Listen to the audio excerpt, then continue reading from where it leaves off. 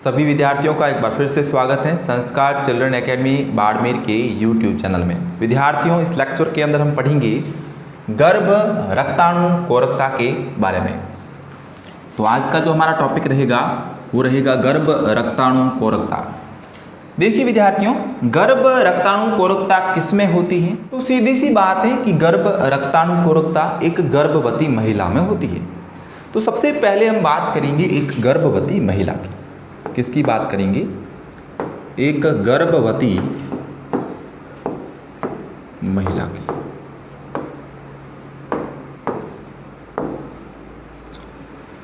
गर्भवती महिला की बात करें तो एक महिला होगी और एक महिला के पेट में पल रहा बच्चा होगा।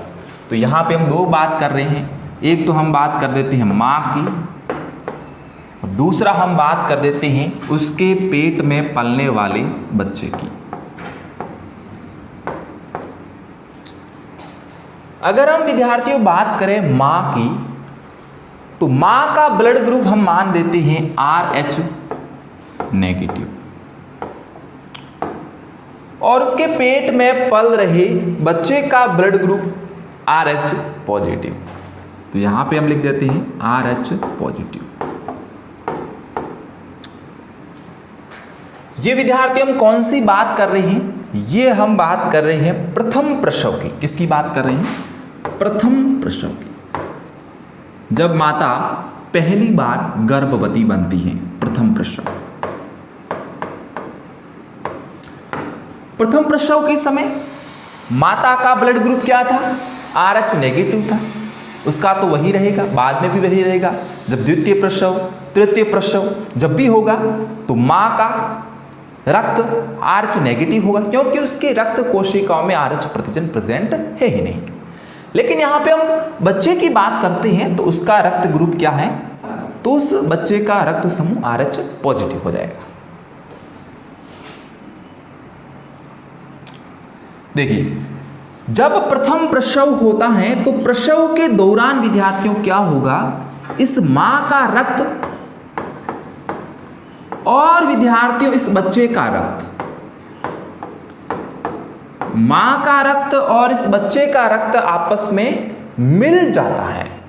जब मां का और बच्चे का रक्त आपस में मिल जाता है तो विद्यार्थियों क्या कहेंगे कि RH कारक युक्त रक्त कोशिकाएं मां के रक्त से मिल जाती हैं। ये हम पहले बात कर चुके हैं कि जब पहली बार RH पॉजिटिव रक्त को RH नेगेटिव रक्त में डाला जाता है तो क्या प्रभाव पड़ता है। तो हमने क्या कहा था कि उसके खिलाफ IgG प्रतिरक्षी का निर्माण होता है।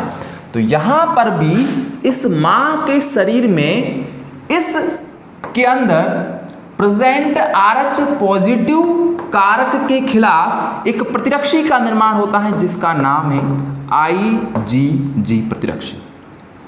जब RH पॉजिटिव रक्त इस RH नेगेटिव रक्त में मिल जाएगा तो मां के शरीर में RH पॉजिटिव युक्त रक्त कोशिकाओं के खिलाफ कौन से प्रतिरक्षी का निर्माण हो जाता है? IgG प्रतिरक्षी का निर्माण हो जाता है। तो ये विद्यार्थियों हमने बात कर दी प्रथम प्रसव की। किसकी बात कर दी विद्यार्थियों? हमने ये बात करी प्रथम प्रसव की। अब हम बात करेंगे द्वितीय प्रसव की कि जब दूसरी बार माता गर्भवती बनती है तो क्या होता है। इस स्थिति के अंदर जो विद्यार्थियों ये बच्चा है इसका जन्म कैसा होता है? सामान्य हो जाता है। कोई दिक्कत नहीं होती, कोई परेशानी नहीं होती है, जन्म सामान्य हो जाता है। लेकिन विद्यार्थियों, जब यह महिला दूसरी बार गर्भवती बनती है, दूसरी बार गर्भवती बनती है तो क्या होता है?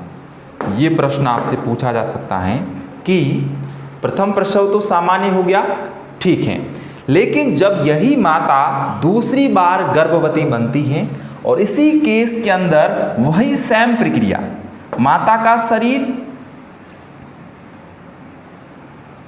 मां का ब्लड ग्रुप तो वही रहने वाला है, यानी कि उसके शरीर में RH कारक प्रेजेंट नहीं है, यानी कि मां का रक्त RH नेगेटिव है। लेकिन इस मां के पेट में पल रहा बच्चा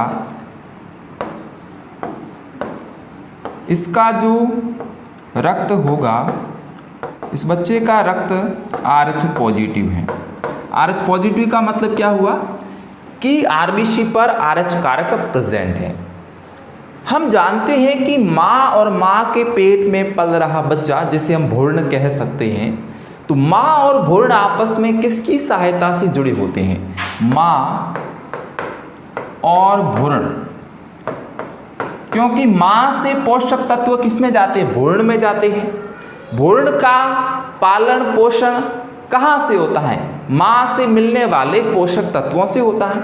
तो ये पोषक तत्व माँ से भ्रूण में किसके माध्यम से जाते हैं? तो एक कड़ी होती है जो भ्रूण और माँ को या माँ और भ्रूण को आपस में जोड़े रखती हैं, जिसको हम कहते हैं विद्यार्थियों प्लेसेंटा। क्या कहते हैं? प्लेसेंटा कहते हैं।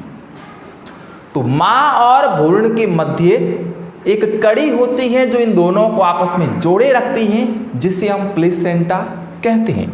दूसरी बार जब माता गर्भवती बनती है, माँ गर्भवती बनती है और जब बच्चे का रक्त RH पॉजिटिव होता है, तो पहले से माँ के शरीर में इस RH पॉजिटिव युक्त RBC के खिलाफ कौन सी प्रतिरक्षी का निर्माण हो चुका है?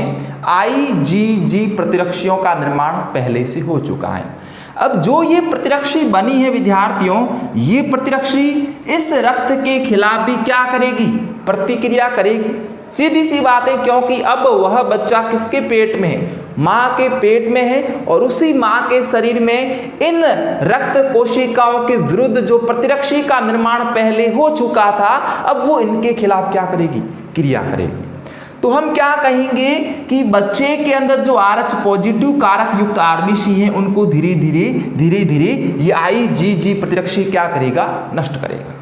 तो यहाँ पे हम क्या कह देंगे कि जो बच्चा है वो माँ के पेट में ही मर सकता है।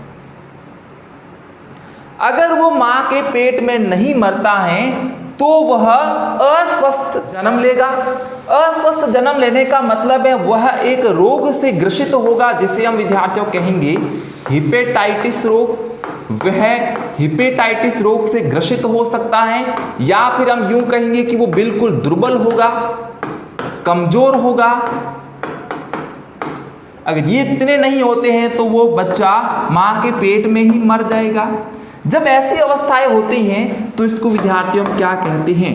गर्भ रक्ताणु कोरकता कहते हैं। अगर इस गर्भ रक्ताणु कोरकता से बचना है तो इसका उपाय भी है। जब विद्यार्थियों प्रथम प्रसव होता है, क्या होता है विद्यार्थियों कि जब विद्यार्थियों प्रथम प्रसव होता है तो प्रथम प्रसव के समय, प्रथम प्रसव के 24 घंटों के भीतर, प्रथम प्रसव के 24 घंटों के भीतर या 24 घंटों के अंदर माँ को विद्यार्थियों क्या देना पड़ता है? एक टीका लगाना पड़ता है, और वो टीका होगा एंटी IgG प्रतिरक्षी।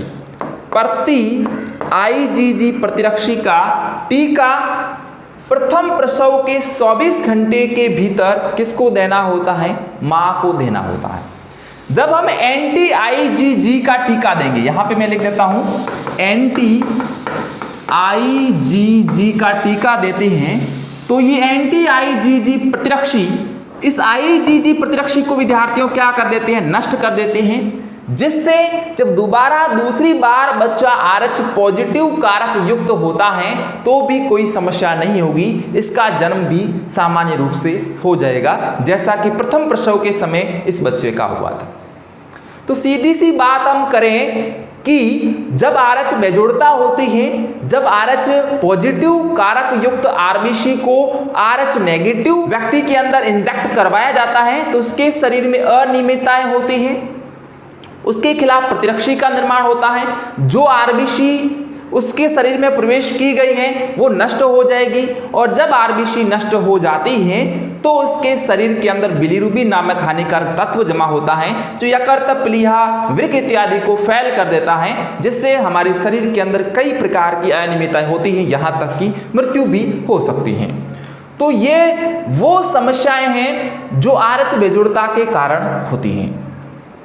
तो यहां पर विद्यार्थियों हमने डिस्कस कर लिया आरएच बेजोड़ता की, हमने यहां पर अध्ययन कर लिया गर्भ रक्ताणु कोरकता का। अगर यहां से विद्यार्थियों वीडियो आपको समझ में आ चुका है तो वीडियो को लाइक, शेयर और चैनल को सब्सक्राइब जरूर कर दीजिए। लगातार हमारे साथ जुड़े रहने के लिए आप सभी विद्यार्थियों का बहुत बहुत धन्यवाद।